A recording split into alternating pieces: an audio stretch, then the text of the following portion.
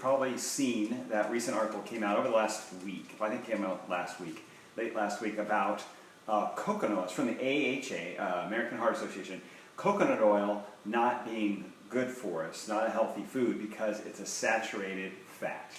I don't know what to say about that. I mean, it just blows my mind that these so-called health authorities are still on this low-fat, high-carb diet trip with the results that we've gotten from it. I mean, AHA, guess what? The 80s called. They want their nutritional information back. I'm sorry.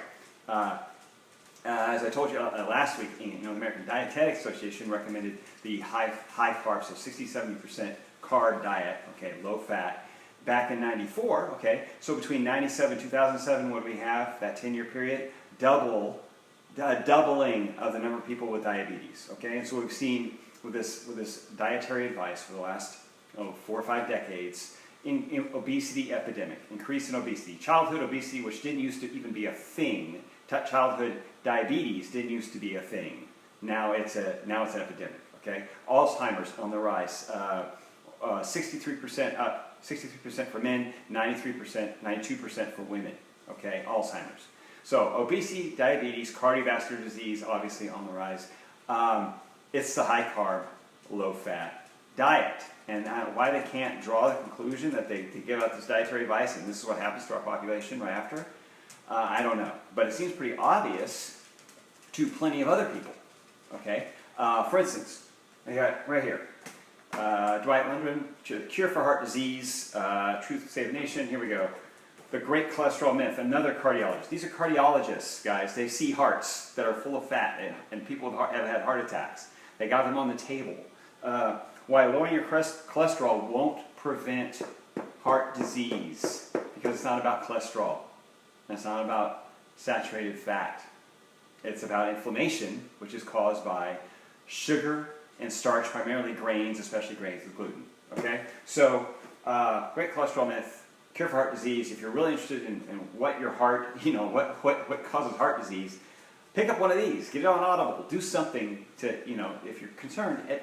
This is a great starting point. It will clear it up for you and explain what actually causes heart disease. The AHA, they need to read those books, clearly. So you've probably seen these in the back of sitting behind me, usually to the left of the stove, maybe for you to the right of the stove. When I do my videos, this is extra virgin, organic virgin coconut oil. We keep a tub like this right by the stove because we use it every day.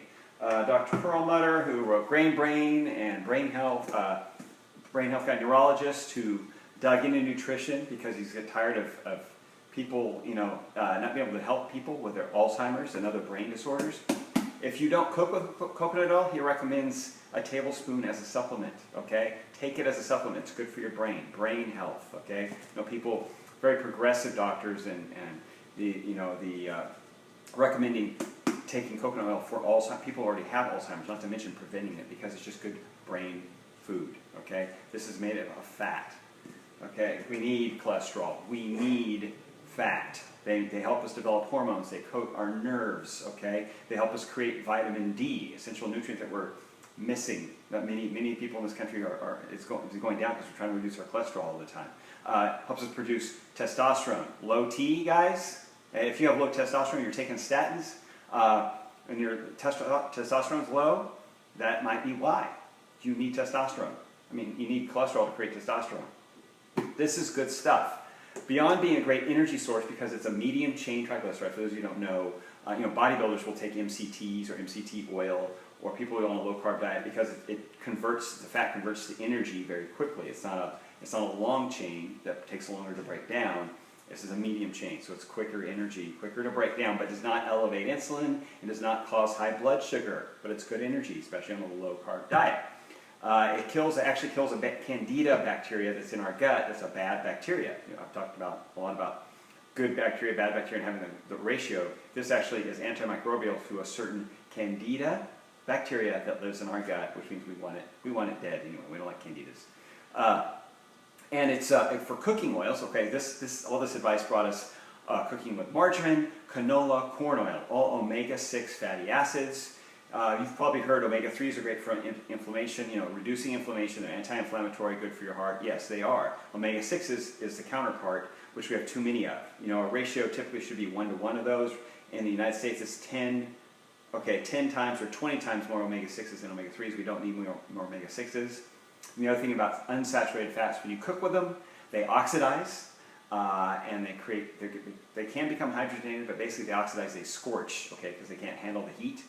So they should be out of the kitchen. Can't handle the heat, get out of the kitchen. Get rid of those corn, canola, margarine, when they create free radicals to create havoc in our bodies and cell damage. We don't want cell damage, we don't want inflammation. That's the beginning of all disease, right? So we cook with saturated fats. Butter, coconut oil being my favorite. It's in my diet. I'm going to put it in the comments. You get a link to my diet in the comments, but coconut oil is the primary cooking fat. Olive oil, it's great for you. Put it in your salad. Don't cook at high heats. I don't cook with it. Put it on my salad. Drink a liter of it a week if you want. It's good for you. Olive oil is wonderful for you. It's a monounsaturated fat. It's not a polyunsaturated fat with the omega-6s. It doesn't have omega-6s. It's like avocados. So avocados, olive oil, good for you.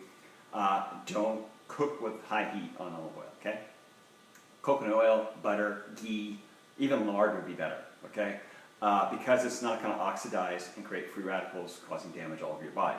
So that's a lot of information, I know, but it just kind of set me off telling people don't eat coconut oil because it's really one of the most nutritious oils we've got out there, and it's in the marketplace now, and it's finally available.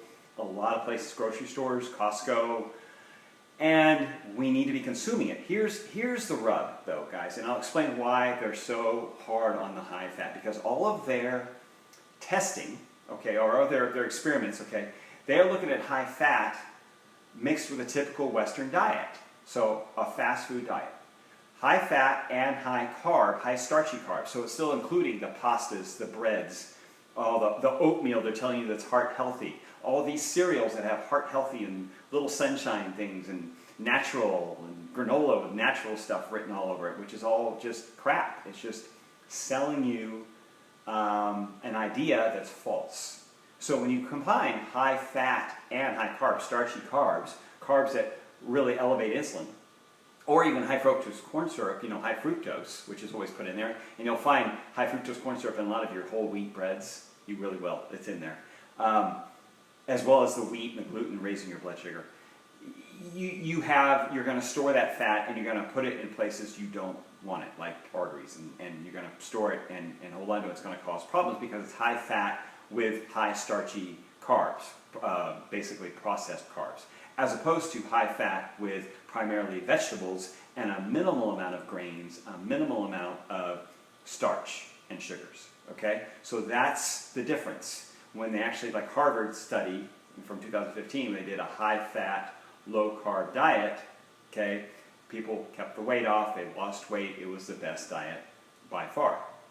So this is the rub. They're looking at fast food diets that are high-fat, or diets with lots of potatoes and fat, like I said, and with all the starches. And yes, then, high-fat, high-starch, you got a problem, because that's the mixture is not remove the fat, remove the high starch and the sugars and the grains, replace with lots of veggies to feed your biome, and keep the fat in there for fuel, and you're burning fat. You're burning the fat to eat, you're burning the fat to store, and it's a much healthier diet. Yes, I'm on a bit of a rant because that really made me angry that they're still telling people this stuff when it's completely been disproven that saturated fat is bad for us, and that a high-carb, low-fat diet is the way to go. It's completely, it's been debunked.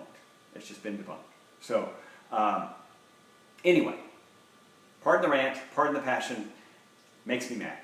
If you have any questions, please comment below. I know I threw a lot out there for you, so feel free to ask a question about anything I said. I can't really read it there if you posted it so far. I'll go back and I'll answer your question in the comments. And then I'm going to post a link to my diet, which you can get very quickly, very easily by following the link below. Lots of veggies, coconut oil, of course, moderate protein, so we're looking at 60–70% fat, 20-ish% protein, and we're looking at ideally 10–15% carbohydrate, the majority of that coming from a lot of veggies, as in 2/3 to 3/4 of your lunch and dinner plates being covered in veggies. Anyway, Again, if you know someone that could benefit from this, put their name in the comments. Just tag them below, and I'll answer their questions too. Talk to you later.